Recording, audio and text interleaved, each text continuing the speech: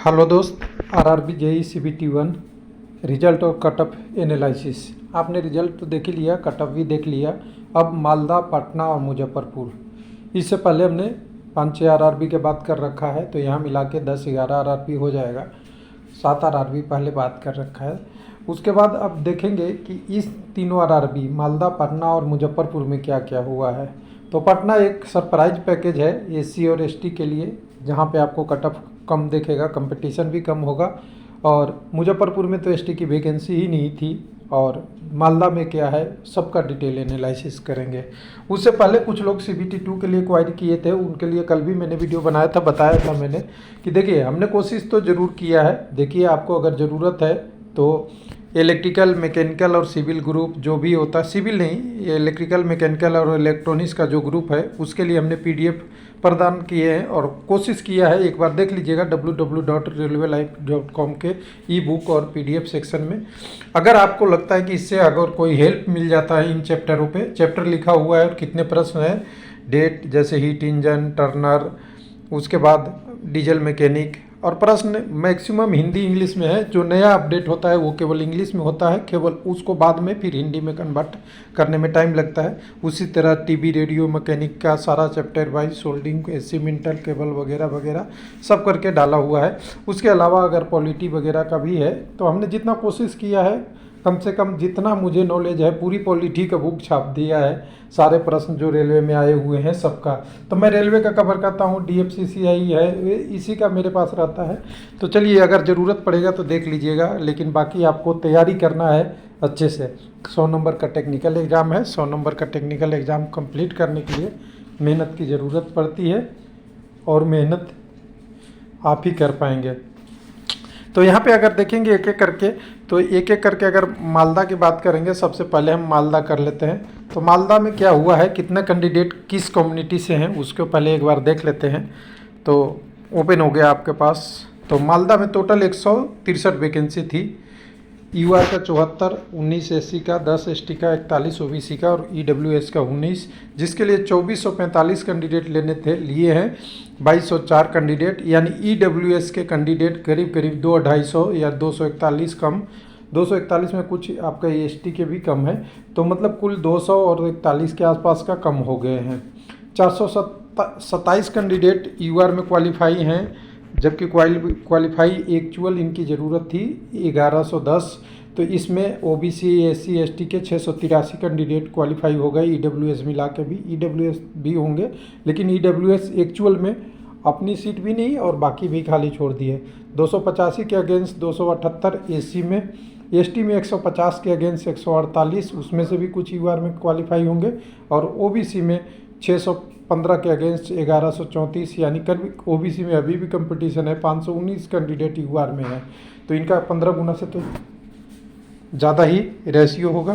तो चलिए, ये हो गया मालदा। मालदा के बाद दूसरा आरआरबी की बात करेंगे, तो वो है पटना। पटना में अगर देखते हैं, तो पटना में आपको पास जो स्टेटस दिखेगा वो इस तरह से कुछ दिखेगा, और यहाँ पे एकदम बिल्कुल अलग सा कंडीशन बना है। एसटी के लिए यहाँ पे देखेंगे तो आपके कंडीशन 18 है। और कटअप देख लीजिएगा थोड़ा सा, आपको कटअप मैं दिखा नहीं पाया, पहले मालदा का कटअप दिखा देता हूँ। मालदा का कटअप एक मतलब अलग तरीके का कटअप है थोड़ा सा। इसमें एक चीज़ में आपको ध्यान देने की बात है, कटअप में क्या है, तो देखिए इतनी कंडीशन होने के बाद भी मालदा में ईडब्ल्यूएस के बहुत सारे कम्युनिटी का कटअप 40 है, और जिस में 40 है उसी में कैंडिडेट कम है, ध्यान दीजिएगा।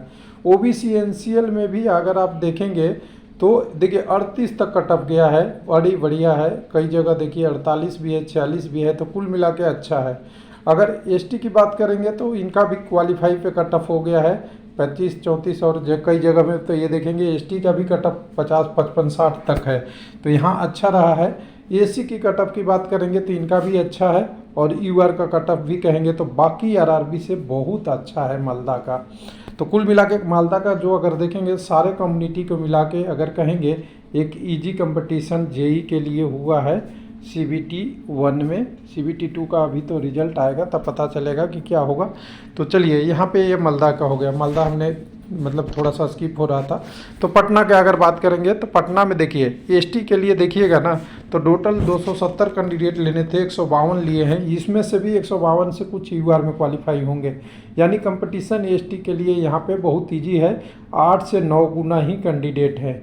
एसी में भी बात कीजिएगा तो 585 के कहेंगे 621 लोगों को लिया है, और कुल मिला के कहें तो एसी में भी बहुत ज़्यादा कैंडिडेट नहीं क्वालिफाई किए जितना बाकी आरआरबी में करते थे। 1425 के अगेंस्ट यूआर में 297 है, 1128 ज़्यादा है। उसमें से 900 कैंडिडेट, केवल 900 के अगेंस्ट 1836 कैंडिडेट ओबीसी वाले क्वालिफाई हैं, यही लोगों ने कब्जा कर लिया है। और ईडब्ल्यूएस में कहेंगे तो 495 के अगेंस्ट 521, यानी 26 कैंडिडेट ज़्यादा है।